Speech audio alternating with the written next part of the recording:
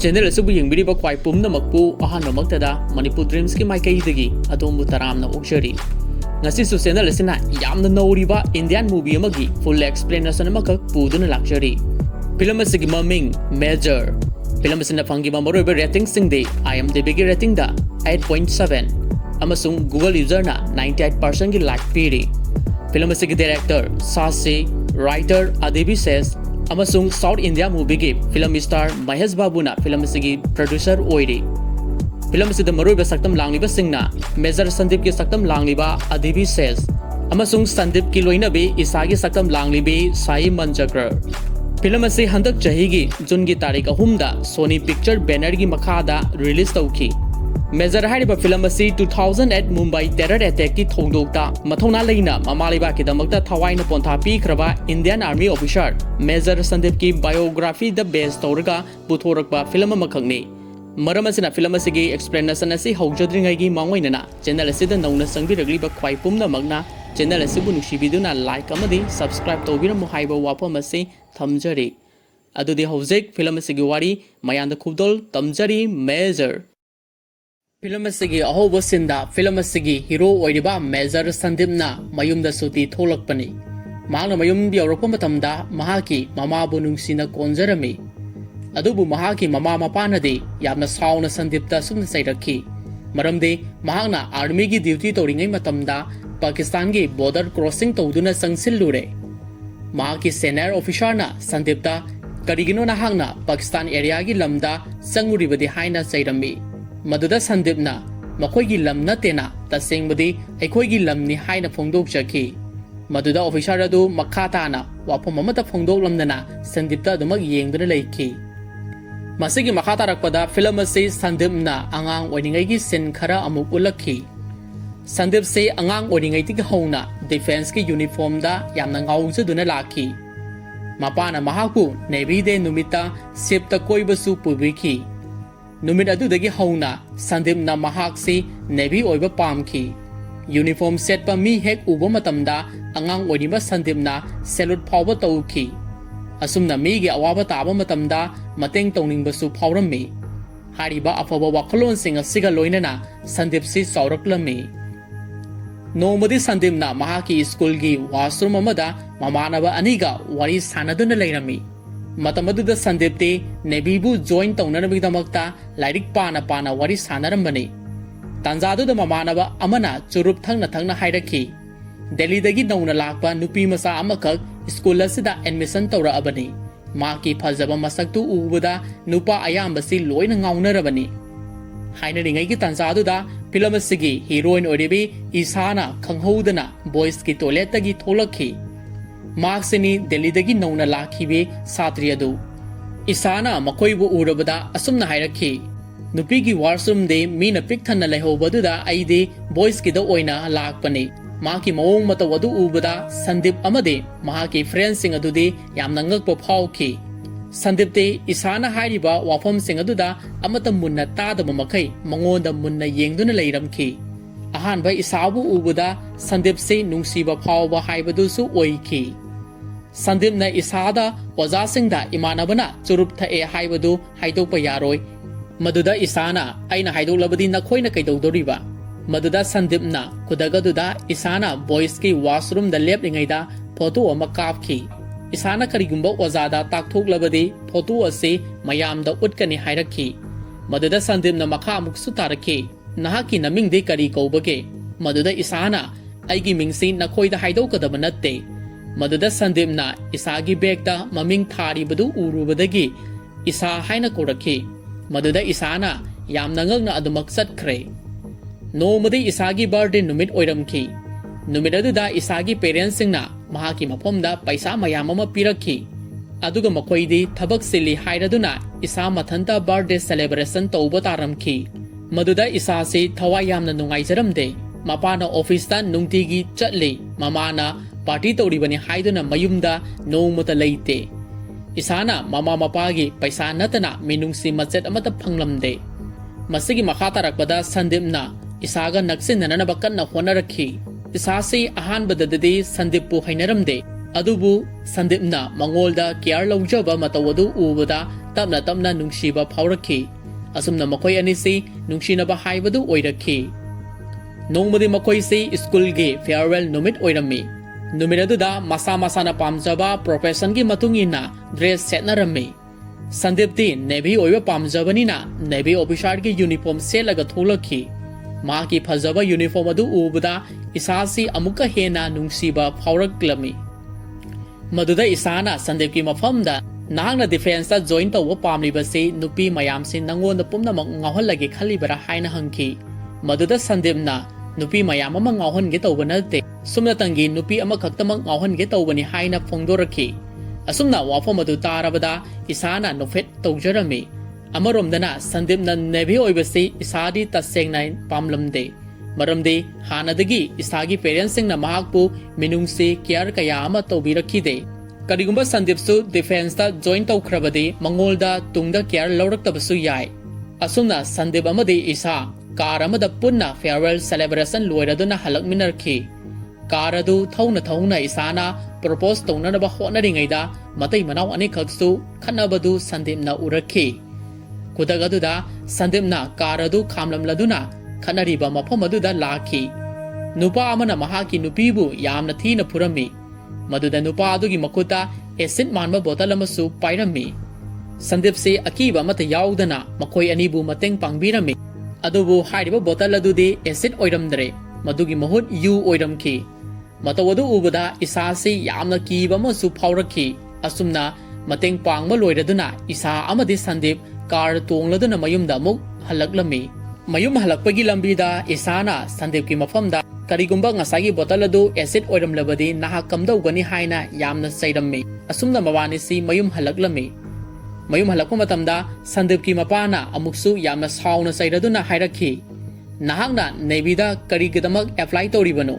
ꯑꯩꯈꯣꯏꯅ ꯅꯍꯥꯛꯄꯨ ꯗꯣꯛꯇꯔ ꯑꯣꯏꯅꯅꯕ ꯄꯥꯝꯕꯅꯤ꯫ ꯍꯧꯖꯤꯛꯇꯤ ꯌꯥꯝꯅ ꯐꯔꯦ꯫ ꯅꯦꯚꯤꯅ ꯅꯍꯥꯛꯄꯨꯁꯨ ꯃꯦꯗꯤꯀꯦꯜ ꯑꯟꯐꯤꯠ ꯑꯣꯏꯔꯦ ꯍꯥꯏꯔꯗꯨꯅ ꯂꯦꯇꯔ ꯊꯥꯔꯛꯂꯦ꯫ ꯅꯍꯥꯛꯀꯤ ꯅꯃꯤꯠꯇ ꯄ꯭ꯔꯣꯕ꯭ꯂꯦꯝ ꯂꯩꯕꯒꯤꯅꯤ꯫ ꯋꯥꯐꯝ ꯑꯗꯨ ꯇꯥꯔꯨꯕꯗ ꯁꯟꯗꯤꯞꯁꯤ ꯋꯥꯈꯜ ꯑꯁꯨꯛꯀꯤ ꯃꯇꯤꯛ ꯅꯨꯡꯉꯥꯏꯖꯔꯝꯗꯦ꯫ ꯑꯗꯨꯕꯨ ꯇꯟꯖꯥꯗꯨꯗ ꯏꯁꯥꯅ ꯗꯤꯐꯦꯟꯁꯇ ꯌꯨꯅꯤꯐꯣꯔꯝ ꯁꯦꯠꯂꯤꯕꯁꯤ ꯅꯦꯚꯤ ꯈꯛꯇꯅ ꯂꯣꯏꯕ ꯅꯠꯇꯦ꯫ ꯋꯥꯐꯝ ꯑꯗꯨ ꯇꯥꯔꯨꯕꯗ ꯁꯟꯗꯤꯞꯁꯤ ꯑꯥꯔꯃꯤ ꯑꯣꯐꯤꯁꯥꯔ ꯑꯣꯏꯔꯒꯦ ꯍꯥꯏꯔꯗꯨꯅ ꯆꯞ ꯌꯨꯡꯅ ꯂꯦꯞꯈꯤꯔꯝꯃꯤ꯫ ꯑꯗꯨꯒ ꯃꯄꯥꯗ ꯑꯁꯨꯝꯅꯁꯨ ꯍꯥꯏꯔꯛꯈꯤ, ꯕꯕꯥ, ꯑꯩꯁꯤ ꯏꯟꯗꯤꯌꯥꯟ ꯑꯥꯔꯃꯤ ꯁꯣꯏꯗꯅ ꯑꯣꯏꯔꯒꯅꯤ꯫ ꯑꯁꯨꯝꯅ ꯁꯟꯗꯤꯞꯁꯤ ꯌꯥꯝꯅ ꯀꯟꯅ ꯍꯣꯠꯅꯔꯕꯒꯤ ꯃꯇꯨꯡꯗ NDAꯗ ꯁꯦꯂꯦꯛ ꯇꯧꯔꯗꯨꯅ ꯑꯥꯔꯃꯤ ꯇ꯭ꯔꯦꯅꯤꯡꯒꯤꯗꯃꯛ ꯆꯠꯅꯅꯕ ꯁꯦꯝ ꯁꯥꯔꯛꯈꯤ꯫ ꯃꯄꯥꯅꯗꯤ ꯄꯥꯝꯗ ꯃꯆꯥꯕꯨ ꯆꯠꯂꯝꯗꯥꯏꯗ ꯑꯥꯔꯁꯤꯕꯥꯗ ꯄꯤꯕꯤꯔꯝꯃꯤ꯫ ꯑꯁꯨꯝꯅ ꯃꯃꯥ ꯃꯄꯥꯒꯤ ꯑꯥꯔꯁꯤꯕꯥꯗ ꯐꯪꯂꯕ ꯃꯇꯨꯡꯗ ꯁꯟꯗꯤꯞꯁꯤ ꯇ꯭ꯔꯦꯅꯤꯡ ꯇꯧꯐꯝꯗ ꯂꯥꯛꯈꯤ꯫ ꯃꯐꯝ ꯑꯗꯨꯗ ꯇ꯭ꯔꯦꯅꯤꯡ ꯑꯣꯐꯤꯁꯥꯔꯁꯤꯡꯅ ꯃꯈꯣꯏꯕꯨ ꯃꯈꯜ ꯃꯈꯥ ꯀꯌꯥꯒꯤ ꯇ꯭ꯔꯦꯅꯤꯡ ꯀꯌꯥ ꯑꯃ ꯇꯥꯛꯄꯤ ꯇꯝꯕꯤꯔꯝꯃꯤ꯫ ꯋꯥꯔꯗ ꯃꯁꯥ ꯉꯥꯛꯊꯣꯛꯆꯅꯅꯕ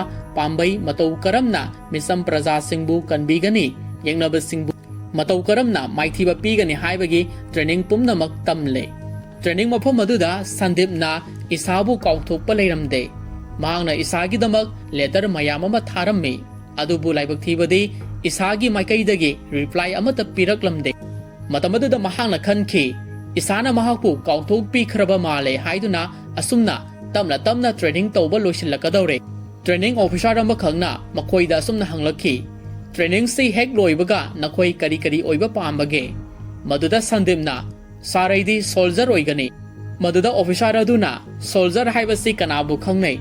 ꯁꯣꯜꯖꯔꯒꯤ ꯑꯁꯦꯡꯕ ꯗꯦꯐꯤꯅꯤꯁꯟꯁꯤ ꯀꯔꯤꯅꯣ ꯍꯥꯏꯅ ꯍꯪꯈꯤ꯫ ꯑꯗꯨꯕꯨ ꯋꯥꯍꯪ ꯑꯗꯨꯒꯤ ꯄꯥꯎꯈꯨꯝ ꯑꯗꯨ ꯁꯟꯗꯤꯞꯅ ꯄꯤꯕ ꯉꯝꯈꯤꯗꯦ꯫ ꯑꯁꯨꯝꯅ ꯊꯥ ꯀꯌꯥ ꯑꯃ ꯍꯧꯈ꯭ꯔꯦ꯫ ꯁꯟꯗꯤꯞꯁꯤ ꯏꯁꯥꯗ ꯂꯦꯇꯔ ꯏꯕꯁꯨ ꯂꯦꯞꯄ ꯂꯩꯇꯦ꯫ ꯃꯍꯥꯛꯀꯤ ꯇ꯭ꯔꯦꯅꯤꯡꯒꯤ ꯀꯝꯄꯤꯇꯤꯁꯟꯁꯤꯡꯁꯨ ꯁꯟꯗꯤꯞꯅ ꯈ꯭ꯋꯥꯏꯗꯒꯤ ꯁꯛꯁꯦꯁ ꯑꯣꯏꯕ ꯃꯤꯁꯛ ꯍꯥꯏꯕꯗු ꯑꯣꯏꯕ ꯉꯝꯈꯤ꯫ ꯑꯗꯨꯒ ꯃꯍꯥꯛꯅ ꯇ꯭ꯔꯦꯅꯤꯡ ꯑꯣꯐꯤꯁꯥꯔ ꯑꯗꯨꯒꯤ ꯃꯅꯥꯛꯇ ꯆꯪꯁꯤꯜꯂꯛꯂꯒ ꯑꯁꯨꯝꯅ ꯍꯥꯏꯔꯛꯈꯤ, ꯁꯥꯔ, ꯁꯣꯜꯖꯔ ꯍꯥꯏꯕꯒꯤ ꯑꯁꯦꯡꯕ ꯗꯦꯐꯤꯅꯤꯁꯟ ꯑꯁꯤꯅ ꯑꯩꯈꯣꯏꯅ ꯆꯤꯟꯅ ꯍꯥꯏꯔꯒ ꯐꯣꯡꯗꯣꯛꯄꯗ ꯂꯣꯏꯕ ꯅꯥꯏꯔꯔꯣꯏ꯫ ꯃꯗꯨꯒꯤꯗꯃꯛ ꯑꯩꯈꯣꯏꯅ ꯊꯕꯛꯅ ꯎꯠꯂꯒꯗꯕꯅꯤ꯫ ꯑꯩꯁꯨ ꯉꯁꯤ ꯍꯥꯏꯕ ꯅꯨꯃꯤꯠ ꯑꯁꯤꯗꯒꯤ ꯁꯣꯜꯖꯔ ꯑꯃꯅ ꯇꯧꯒꯗꯕ ꯆꯤꯟꯅ ꯐꯣꯡꯗꯣꯛꯄ ꯋꯥꯔꯒꯗꯕ ꯊꯕꯛꯁꯤꯡ ꯑꯗꯨ ꯇꯧꯕ ꯁꯣꯏꯗꯅ ꯍꯧꯔꯒꯅꯤ꯫ ꯋꯥꯐꯝ ꯑꯗꯨ ꯇꯥꯔꯨꯕꯗ ꯑꯣꯐꯤꯁꯥꯔ ꯑꯗꯨ ꯄꯦꯟꯖꯔꯝꯃꯤ꯫ ꯅꯣꯡꯃꯗꯤ ꯁꯟꯗꯤꯞꯀꯤ ꯇ꯭ꯔꯦꯅꯤꯡ ꯇꯧꯃꯤꯟꯅꯕ ꯃꯃꯥꯟꯅꯕ ꯑꯃꯗ ꯍꯥꯏꯔꯛꯈꯤ, ꯅꯍꯥꯛꯅ ꯂꯦꯇꯔ ꯇꯣꯏꯅ ꯇꯣꯏꯅ ꯏꯔꯤꯕꯁꯤꯡ ꯑꯗꯨ ꯑꯩꯈꯣꯏꯒꯤ ꯃꯔꯛꯇꯒꯤ ꯅꯨꯄꯥ ꯑꯃꯅ ꯑꯗꯨꯝ ꯇꯨꯃꯤꯟꯅ ꯂꯧꯊꯣꯛꯄꯅꯤ꯫ ꯅꯍꯥꯛꯀꯤ ꯅꯃꯤꯡꯗ ꯂꯥꯛꯄ ꯂꯦꯇꯔꯁꯤꯡꯁꯨ ꯅꯨꯄꯥ ꯑꯗꯨꯅ ꯑꯗꯨꯝ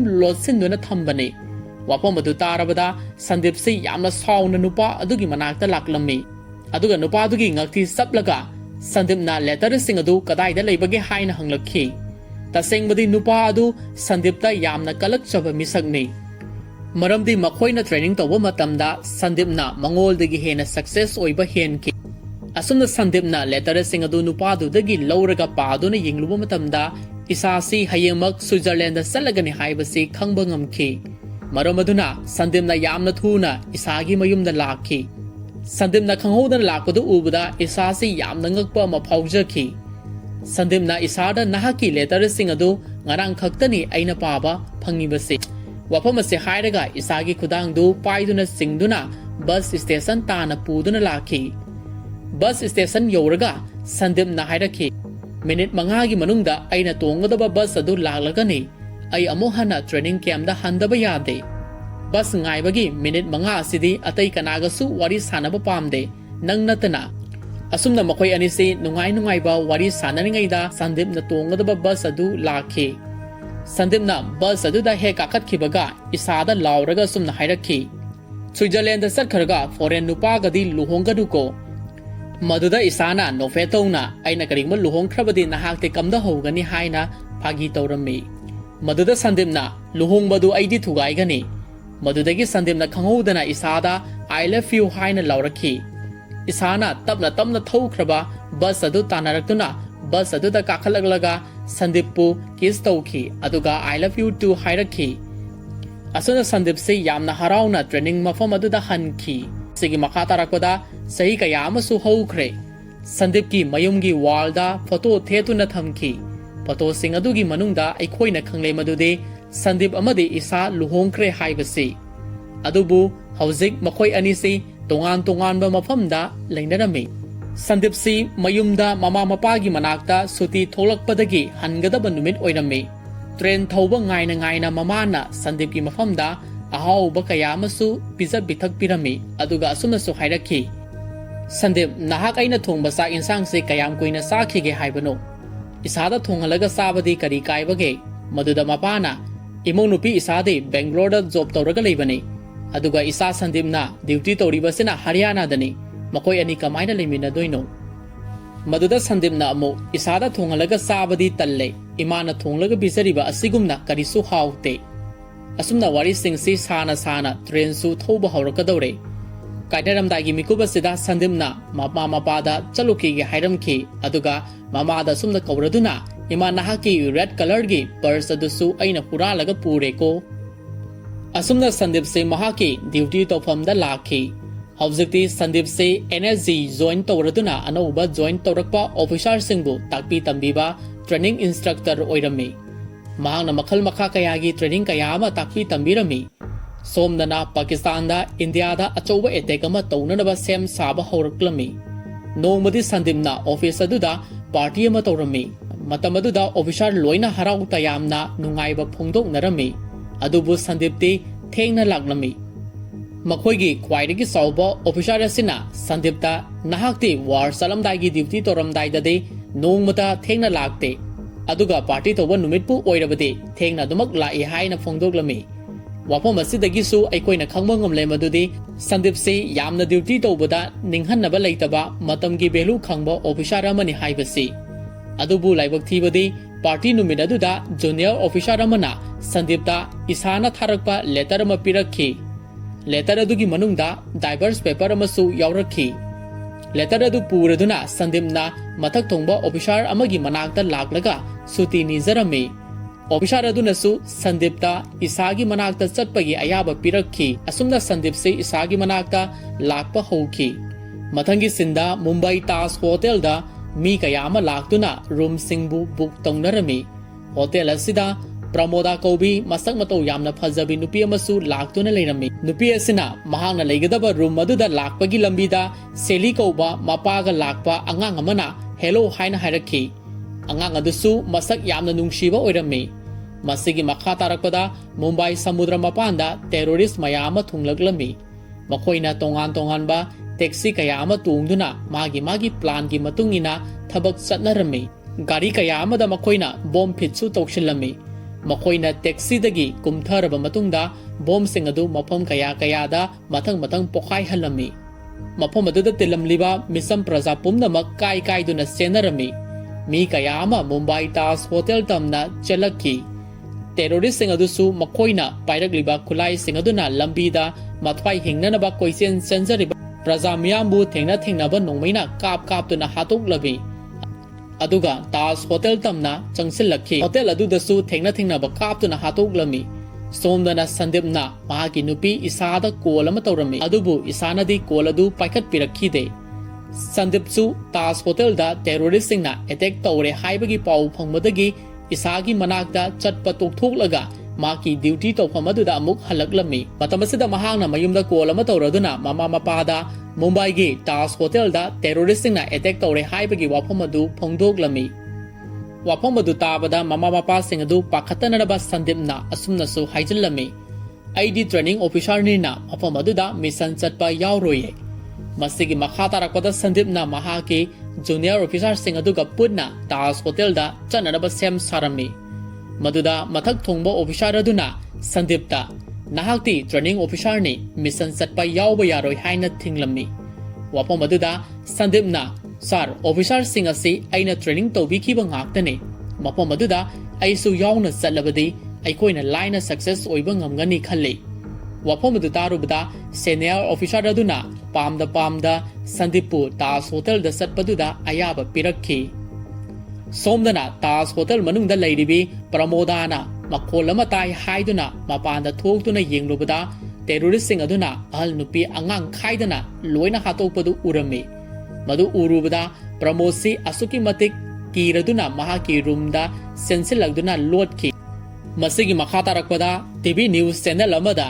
ꯇꯦꯔꯣꯔꯤꯁ ꯑꯁꯃꯜ ꯀꯧꯕ ꯑꯃ ꯄꯨꯂꯤꯁꯅ ꯐꯥꯔꯝꯃꯤ꯫ ꯃꯍꯥꯛ ꯐꯥꯅꯕ ꯍꯣꯠꯅꯕꯗ ꯄꯨꯂꯤꯁ ꯑꯃꯁꯨ ꯂꯩꯈꯤꯗ꯭ꯔꯦ ꯍꯥꯏꯕ ꯐꯣꯡꯂꯛꯈꯤ꯫ ꯍꯥꯏꯔꯤꯕ ꯄꯥꯎ ꯑꯗꯨꯁꯨ ꯇꯦꯔꯣꯔꯤꯁꯁꯤꯡ ꯑꯗꯨꯒꯤ ꯍꯦꯟꯅ ꯈꯪꯂꯝꯃꯤ꯫ ꯇꯥꯖ ꯍꯣꯇꯦꯜꯗ NSG ꯀꯃꯥꯟꯗꯣꯁꯤꯡ ꯆꯪꯅꯅꯕ ꯁꯦꯝ ꯁꯥꯔꯝꯃꯤ꯫ ꯍꯥꯏꯔꯤꯕ ꯄꯥꯎꯁꯤꯡ ꯑꯗꯨꯁꯨ ꯔꯤꯄꯣꯔꯇꯔꯁꯤꯡ ꯑꯗꯨꯅ ꯑꯁꯨꯝꯅ ꯂꯥꯏꯚ ꯆꯦꯅꯦꯜ ꯀꯌꯥꯗ ꯎꯠꯊꯣꯛꯂꯝꯃꯤ꯫ ꯅ꯭ꯌꯨꯁ ꯆꯦꯅꯦꯜꯁꯤꯡꯒꯤ ꯃꯇꯦꯡꯗꯒꯤ ꯃꯅꯨꯡꯗ ꯂꯩꯔꯤꯕ ꯇꯦꯔꯣꯔꯤꯁꯁꯤꯡ ꯑꯗꯨ ꯌꯥꯝꯅ ꯂꯥꯏꯅ ꯀꯃꯥꯟꯗꯣꯁꯤꯡ ꯑꯗꯨ ꯆꯪꯂꯛꯄꯒꯤ ꯂꯝꯕꯤ ꯈꯪꯂꯝꯃꯤ꯫ ꯃꯗꯨꯗ ꯇꯦꯔꯣꯔꯤꯁꯁꯤꯡ ꯑꯗꯨꯅ ꯆꯪꯂꯛꯄ ꯀꯃꯥꯟꯗꯣꯁꯤꯡ ꯑꯗꯨꯕꯨꯁꯨ ꯀꯥꯞꯇꯨꯅ ꯍꯥꯠꯇꯣꯛꯂꯝꯃꯤ꯫ ꯃꯇꯥꯡ ꯑꯁꯤꯗ ꯐꯤꯂꯝ ꯑꯁꯤꯕꯨ ꯌꯦꯡꯂꯤꯕ ꯑꯩꯈꯣꯏꯅ ꯔꯤꯄꯣꯔꯇꯔꯁꯤꯡꯅ ꯇꯤꯚꯤ ꯅ꯭ꯌꯨꯁ ꯆꯦꯅꯦꯜꯁꯤꯡꯗ ꯑꯁꯦꯡꯕ ꯋꯥꯔꯣꯜ ꯈꯨꯗꯤꯡꯃꯛ ꯂꯥꯏꯚ ꯇꯧꯊꯣꯛꯄꯒꯤ ꯁꯥꯎꯅꯤꯡꯕ ꯄꯣꯛꯀꯅꯤ꯫ ꯑꯗꯨꯕꯨ ꯁꯟꯗꯤꯞꯁꯤ NSG ꯇꯤꯝ ꯑꯗꯨꯗꯤ ꯌꯥꯝꯅ ꯍꯩꯁꯤꯡꯅ ꯇꯥꯖ ꯍꯣꯇꯦꯜ ꯑꯗꯨꯒꯤ ꯃꯅꯨꯡꯗ ꯆꯪꯁꯤꯟꯈꯤꯔꯝꯃꯤ꯫ ꯇꯦꯔꯣꯔꯤꯁꯁꯤꯡ ꯑꯗꯨꯁꯨ ꯍꯣꯇꯦꯜꯒꯤ ꯔꯨꯝ ꯂꯣꯠꯇꯨꯅ ꯂꯩꯔꯤꯕ ꯃꯤꯑꯣꯏꯁꯤꯡ ꯑꯗꯨꯕꯨ ꯊꯤꯅ ꯍꯥꯠꯄ ꯍꯧꯔꯛꯂꯝꯃꯤ꯫ ꯇꯥꯟꯖꯥꯗꯨꯗ ꯂꯣꯠꯇꯨꯅ ꯂꯩꯔꯤꯕ ꯄ꯭ꯔꯃꯣꯗ ꯉꯁꯥꯏ ꯃꯉꯣꯟꯗ ꯀꯧꯔꯛꯈꯤꯕ ꯑꯉꯥꯡ ꯁꯦꯂꯤꯕꯨ ꯅꯤꯡꯁꯤꯡꯂꯝꯃꯤ꯫ ꯃꯍꯥꯛꯅ ꯁꯦꯂꯤ ꯊꯤꯕ ꯂꯥꯛꯈꯤ꯫ ꯁꯦꯂꯤꯒꯤ ꯃꯄꯥꯗꯤ ꯍꯥꯠꯇꯣꯛꯄꯗ ꯌꯥꯎꯈꯤꯔꯝꯃꯤ꯫ ꯑꯗꯨꯒ ꯁꯦꯂꯤꯅ ꯔꯨꯝ ꯑꯃꯒꯤ ꯃꯅꯨꯡꯗ ꯂꯣꯠꯇꯨꯅ ꯂꯩꯔꯝꯈꯤ꯫ ꯄ꯭ꯔꯃꯣꯗꯥꯅ ꯁꯦꯂꯤꯕꯨ ꯃꯍꯥꯛꯀꯤ ꯔꯨꯝ ꯑꯗꯨꯗ ꯄꯨꯔꯛꯂꯝꯃꯤ꯫ ꯑꯗꯨꯒ ꯄꯨꯟꯅ ꯃꯈꯣꯏ ꯑꯅꯤꯁꯤ ꯂꯣꯠꯃꯤꯟꯅꯔꯝꯃꯤ꯫ ꯁꯟꯗꯤꯞꯀꯤ NSG ꯇꯤꯝꯅ ꯃꯤꯑꯣꯏ ꯀꯌꯥ ꯑꯃꯕꯨꯁꯨ ꯀꯟꯕꯤꯔꯝꯃꯤ꯫ ꯅ꯭ꯌꯨꯁ ꯆꯦꯅꯦꯜꯁꯤꯡꯗ NSGꯅ ꯁꯦꯠꯄ ꯗ꯭ꯔꯦꯁ ꯃꯆꯨꯁꯤ ꯇꯥꯛꯊꯣꯛꯂꯛꯄꯗꯒꯤ ꯇꯦꯔꯣꯔꯤꯁꯁꯤꯡꯅ NSGꯒꯤ ꯗ꯭ꯔꯦꯁ ꯃꯥꯟꯅꯅꯕ ꯁꯦꯠꯆꯤꯜꯂꯝꯃꯤ꯫ ꯑꯗꯨꯒ ꯂꯣꯠꯇꯨꯅ ꯂꯩꯔꯤꯕ ꯃꯤꯆꯝ ꯄ꯭ꯔꯖꯥꯁꯤꯡꯕꯨ NSGꯒꯤ ꯇꯤꯝ ꯍꯥꯏꯅ ꯔꯨꯝ ꯃꯅꯨꯡꯗꯒꯤ ꯀꯧꯊꯣꯛꯇꯨꯅ ꯍꯥꯠꯇꯣꯛꯂꯝꯃꯤ꯫ ꯁꯟꯗꯤꯞꯁꯨ ꯃꯥꯒꯤ ꯍꯩꯖ ꯁꯤꯡꯖꯕ ꯇꯦꯂꯦꯟ ꯎꯠꯊꯣꯛꯇꯨꯅ ꯂꯦꯞꯄ ꯂꯩꯇꯅ ꯃꯤꯆꯝꯁꯤꯡ ꯑꯁꯤꯕꯨ ꯀꯟꯕꯤꯗꯨꯅ ꯁꯦꯞ ꯑꯣꯏꯕ ꯔꯨꯝ ꯑꯃꯗ ꯄꯨꯗꯨꯅ ꯂꯥꯛꯈꯤ꯫ ꯑꯗꯨꯕꯨ ꯇꯦꯔꯣꯔꯤꯁ ꯑꯃꯗꯤ ꯃꯤꯆꯝ ꯁꯥꯗꯨꯅ ꯂꯣꯠꯇꯨꯅ ꯂꯩꯔꯝꯃꯤ꯫ ꯍꯥꯏꯔꯤꯕ ꯃꯤꯑꯣꯏ ꯑꯗꯨꯁꯨ ꯁꯟꯗꯤꯞꯅ ꯀꯟꯕꯤꯔꯕꯅꯤ ꯍꯥꯏꯗꯨꯅ ꯃꯤꯆꯝ ꯊꯝꯂꯤꯕ ꯔꯨꯝ ꯑꯗꯨꯗ ꯄꯨꯔꯒꯦ ꯈꯟꯗꯨꯅ ꯂꯥꯛꯈꯤ꯫ ꯑꯗꯨꯕꯨ ꯅꯨꯄꯥ ꯑꯗꯨꯒꯤ ꯈꯣꯡꯎꯞꯇ ꯕ꯭ꯂꯗ ꯇꯩꯔꯝꯕ ꯊꯦꯡꯅꯕꯗꯒꯤ ꯇꯦꯔꯣꯔꯤꯁꯅꯤ ꯍꯥꯏꯕꯁꯤ ꯈꯪꯉꯛꯈꯤ꯫ ꯃꯇꯥꯡ ꯑꯁꯤꯗ ꯇꯦꯔꯣꯔꯤꯁ ꯑꯁꯤꯒ ꯁꯟꯗꯤꯞꯀꯒꯤ ꯐꯖꯔꯕ ꯐꯥꯏꯠ ꯁꯤꯟ ꯑꯃ ꯎꯕ ꯐꯪꯒꯅꯤ꯫ ꯑꯗꯨꯕꯨ ꯂꯥꯏꯕꯛ ꯊꯤꯕꯗꯤ ꯍꯥꯏꯔꯤꯕ ꯇꯦꯔꯣꯔꯤꯁ ꯑꯗꯨ ꯁꯟꯗꯤꯞꯀꯤ ꯃꯈꯨꯠꯇꯒꯤ ꯅꯥꯟꯊꯣꯛꯂꯒ ꯆꯦꯟꯈꯤ꯫ ꯃꯈꯣꯏ ꯑꯅꯤꯅ ꯐꯨꯅꯕꯗ ꯁꯟꯗꯤꯞꯀꯤ ꯃꯉꯛꯁꯝꯗ ꯕꯨꯂꯦꯠ ꯑꯃꯁꯨ ꯈꯦꯠꯂꯒ ꯆꯠꯈꯤꯔꯝꯃꯤ꯫ ꯃꯔꯝ ꯑꯁꯤꯅ ꯁꯟꯗꯤꯞꯁꯤ ꯁꯦꯅꯤꯌꯔ ꯑꯣꯐꯤꯁꯥꯔꯅ ꯃꯍꯥꯛꯄꯨ ꯔꯦꯁ ꯇꯧꯅꯅꯕ ꯈꯪꯍꯜꯂꯝꯃꯤ꯫ ꯑꯗꯨꯕꯨ ꯁꯟꯗꯤꯞꯇꯤ ꯇꯥꯟꯖꯥꯗꯨꯗ ꯔꯦꯁ ꯇꯧꯗꯨꯅ ꯄꯣꯊꯥꯗꯨꯅ ꯂꯩꯊꯣꯛꯄꯁꯤ ꯄꯥꯝꯈꯤꯗꯦ꯫ ꯃꯍꯥꯛꯀꯤ ꯃꯈꯨꯠꯇꯒꯤ ꯅꯥꯟꯊꯣꯛꯇꯨꯅ ꯆꯦꯟꯈ꯭ꯔꯕ ꯅꯨꯄꯥ ꯑꯗꯨꯕꯨ ꯐꯥꯕ ꯄꯥꯝꯂꯝꯃꯤ꯫ ꯁꯣꯝꯗꯅ ꯄ꯭ꯔꯃꯣꯗꯥꯅ ꯂꯣꯠꯇꯨꯅ ꯂꯩꯔꯤꯕ ꯔꯨꯝ ꯑꯗꯨꯗ ꯇꯦꯔꯣꯔꯤꯁ ꯆꯪꯂꯛꯈꯤ꯫ ꯄ꯭ꯔꯃꯣꯗꯥꯅ ꯁꯦꯂꯤꯕꯨ ꯃꯐꯝ ꯑꯃꯗ ꯂꯣꯠꯁꯤꯜꯂꯒ ꯃꯍꯥꯛꯅ ꯊꯣꯡꯅꯥꯎ ꯍꯥꯡꯗꯣꯛꯇꯨꯅ ꯊꯣꯛꯂꯛꯈꯤ꯫ ꯃꯄꯥꯟꯗ ꯄ꯭ꯔꯃꯣꯗꯥꯅ ꯊꯣꯡꯅꯥꯎꯗ ꯃꯈꯨꯠꯅ ꯌꯥꯟꯗꯨꯅ ꯂꯣꯠꯄꯒꯤ ꯁꯤꯟ ꯑꯁꯤ ꯐꯤꯂꯝ ꯑꯁꯤꯕꯨ ꯌꯦꯡꯂꯤꯕ ꯑꯩꯈꯣꯏꯗ ꯌꯥꯝꯅ ꯄꯥꯈꯠꯍꯟꯕ haibadi terrorist sing aduna Pramoda bu ukhigadoba manba ama pokhangani adubu laibak phabadagi Pramoda amade Saiee terrorist aduna loli haibasi khangba ngamkhide masigi makha tarakpada isana Sandeepta call ama tawrakhi adubu Sandeepti hotel manungda mission tawriba oibanina maki call bu receive tawbikhide matang asida mamangi Sandeep amade isagi flashback ama uba phangani makhoi anisi luhonglabagi matungda Sandeepna duty tawriba mafam asida isasu laglami adubu isadi mafam aduda leiba pamlamde maki Bangalore da job ama select tawre haibagi pawadu Sandeepta tamlami isana khanke job select tawrabasu mahak Bangalore da chatpa Sandeepna pamloi hain adubu Sandeepna yamna line mahaki office mayam sing asigi mamangda harauna announce tawthoraktuna aigi wife ti Bangalore da yamna phawba company amada job ama offer tawrakle wafam adu tarubada miyamna isabu yamna appreciate tawbirami asumna isana Bangalore da leirami aduga Sandeepna mafam kaya da tongan ma mission satuna leiki asumna makhoi anisi toina paw phaunabasu phangkhidare nongmadi isasi mabuk kanna narakpadagi mahagi office ki staff singna hospital da pukhalami mafam aduda admit tawduna leiringaida Sandeepna mangolda call ama tawrakhi Sandeepna misal chatpa matamda network se phangdabadagi nahakasu phajana paw phaunaba ngamkhidare hairakhi maduda isasi khara warona aisu yamna nungairi housing office ta duty tawri haiba oidaba nganglakhi asumna phone da wari sanaduna thamnaraba matungda Sandeep se isagi manakta laglami adubu isadi Sandeepna manakta lakpa matamdudasu hospital da adumak leiramki matawadu ubuda Sandeepna nahapu kaidawa yaurabagi haina hangki maduda isana haitu u haiba yakhide isana makha tarakhi nahak matam khara aigi inagasida leibiyu aduga wari pumnamaktu lirage haiki maduda Sandeepna anoba mission ama chatnanabagidamagta sem saribani isagi manakta leiba pamlabasu soldier ama oirubana mama leibaki khallaga isagi manaktagi tholakhi maram sing asina isana yamna sawraduna mahangna haiba tabi de haibagidamakta Sandeepka divorce toba pamkhibani asumna film ase present da amuk puduna lakhi Major Sandeepna TV news ama hotel manungda thadona leiramba thengnakhi channel aduda haidorigriba mayam sing aduna maram oiraga energy gi miyoi kaya ama terrorist ki makota siribani haibasi khangladuna mahangna hotel adugi mapanda tholaktuna reporter sing adubu chaiba horaklami aduga asumna so hairakhi nakhoina channel bu popular oinaraba honabada asengba loina haidorakpadagi hotel gi misam praja amadi aigi team gi hai singlaba commando kaya amagi thawai mangkhre haujikti wakal kita kanthabiu paw paba matam khara lepiro hairakhi maduda Sandeepna makha amukasu tarakhi aikhoi gi energy gi team na hotel asigi swimming pool mayada misam mayam amasu lotuna leire haibagi paw phangle makhoidu aikhoina yamna kanna section na kanana ba khona rukhige masi hairam laga Major Sandeep se hotel manungda amuk changlakhi reporter rupi amana ngaihak wakhal tawraba matungda Sandeepna hairam liba wafam singadu news ta amuk haidorakhi asumna pawadu terrorist singna phangbadagi swimming pool tana amuk mi haluraga haiduna terrorist ahum lakhi makhoina lakpa matamdadi swimming pool da kanasu leiramdre ngaihak leiraga Sandeep amadi mahaki team singasina ising manungdagi phogolaglaga terrorist anibu nongmaina kaptuna hat khirami aduga amana sen khirami adubu Sandeepna yamna haina singna tana khiduna mahak pusu hatuhuklami tasengmadi swimming pool gi wari singadu Sandeepna media da oidaba haisalaga terrorist singadubu lang thaktuna phana na ba honaramba oiramki aduga Sandeep ki plan su success oi khirami aduga nakalamuramdana terrorist singasina India gi TV news channel singasibu amung hanna thajargum si haina phongdok narami ngaihaki matungda Sandeep su senior officer adu lagladuna asumna hairakhi Sandeep haujik mathaktagi lakba order amagi matungina aikoigi mission ase ngasigi oinadi matang asida lepnanaba khanghallagle hayeng nongalaga amuk mission si makha chathagadabani masidagi Sandeepna matamaduda bayumda call tawrami adubu call salamte isana oina mangonda call tawsilakhi Sandeepna isada aikoi haujikti punna nungsi sanana hingminarase wafam adu tarabada isana nahakti aingoldagi nangi nareibagna hena nungsiba misangni aigi awaba karisu ubiba nate nangna nahan muksu aina hospital da ꯑꯩꯒꯤ ꯏꯅꯥꯛꯇ ꯂꯦꯡꯗꯅ ꯃꯇꯝ ꯈꯔ ꯂꯩꯕꯤꯌꯨ ꯍꯥꯏꯅ ꯍꯟꯅ request ꯇꯧꯔꯕ ꯐꯥꯎꯕꯗ ꯅꯍꯥꯛꯅ ꯇꯥꯕꯤꯈꯤꯗꯦ ꯑꯗꯨꯕꯨ ꯍꯧꯖꯤꯛꯇꯤ ꯃꯇꯝ ꯍꯦꯜꯂꯦ ꯅꯪꯒ ꯑꯩꯒ ꯂꯥꯞꯊꯣꯛꯅꯕꯅ ꯍꯦꯟꯅ ꯐꯔꯒꯅꯤ ꯈꯜꯂꯦ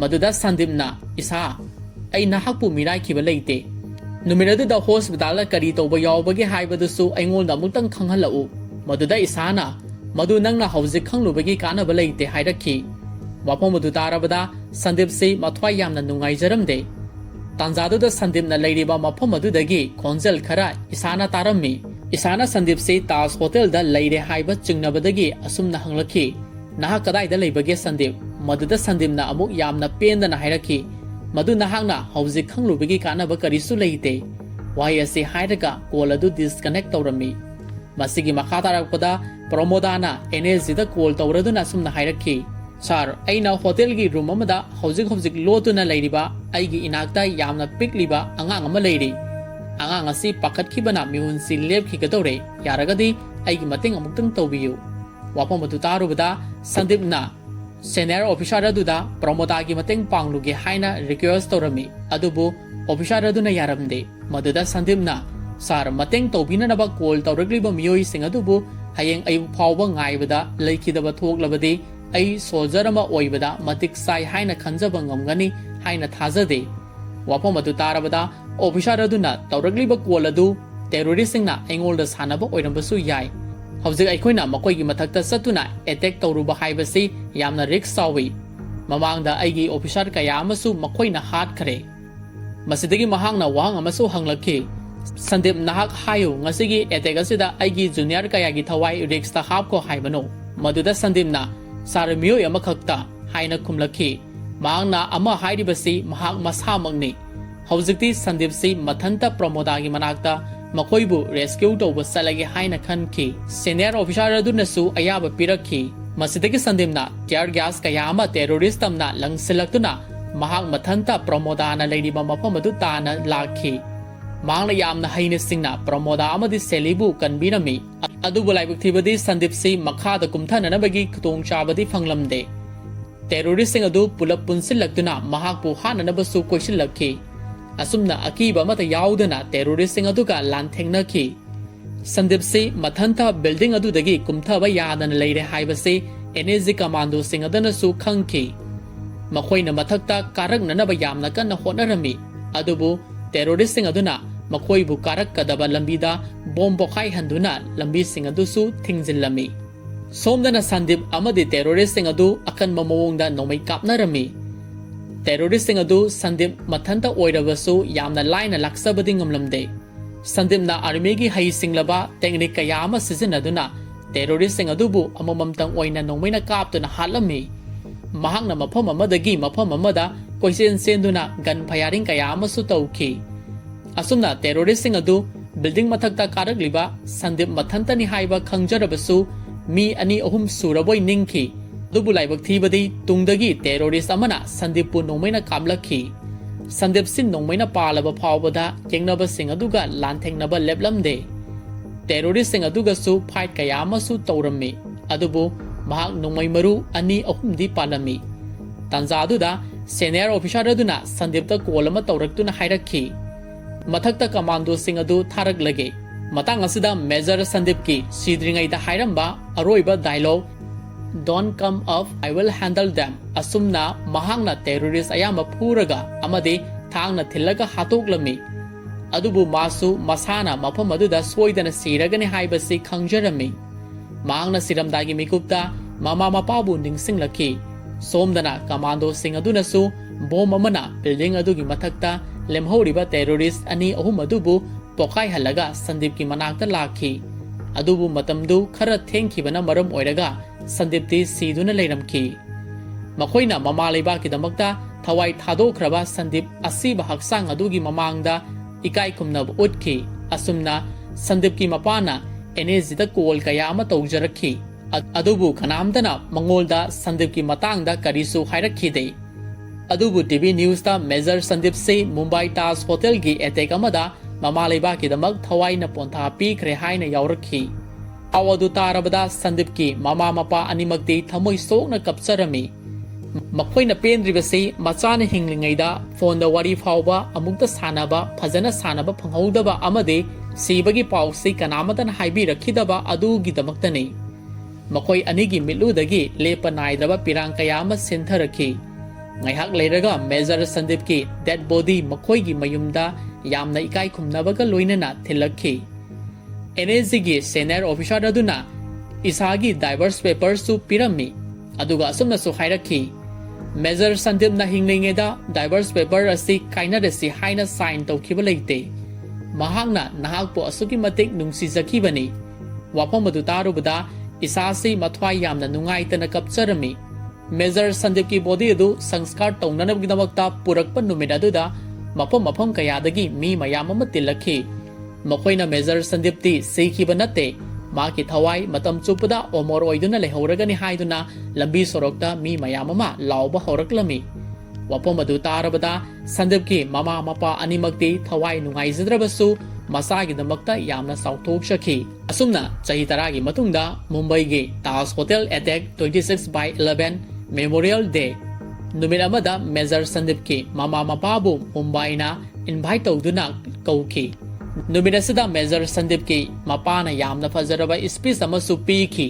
माना हाइखि संदीप ते अंगांग ओरिंगेदगी हौना यूनिफॉर्म सेटपा मियामगी सेवा तौरगा मथोमै पेंजबा मिसक ओइना हौरखि मांगना निंगलिबा डिफेंस जॉइन तौबा हाइबा प्रोफेशन असि अई मतमदुदा असुगी मतिक पामखिदे अदुबु इसा संदीप ते निंगखिबा होंगदबा मिसक अमनि mahangna mamaleba kidamokta thawai katholaga ngasi mahangna kanbiramliba misam praja sing asigi maithong adubu yenglubada aina khankhiba wakhalasi aranbani haibasi mayek sengna khangle isagi photo bu Mahatma Gandhi amadi Bhagat Singh gi photo ga loinana miyamna minungsi amaga loinana yengbiri aigi isase Gandhi gumna yamna maming chatpa misak natrabasu miyamgi yaifananaba karigumba tongan bathaba kharadi taurammi मसीगिदमक्ता आइना यामना साउथोकशरे महांगना हिंगलिंगैदा येंगनबसिंगदा असुमनसु हाइरमखि नखोइना आइगी थवाई लौबदि करिसु काइदे अदुबु आइना हिंगलिंगैदा आइगी इमा लैबाकपुदि पिथोकलोय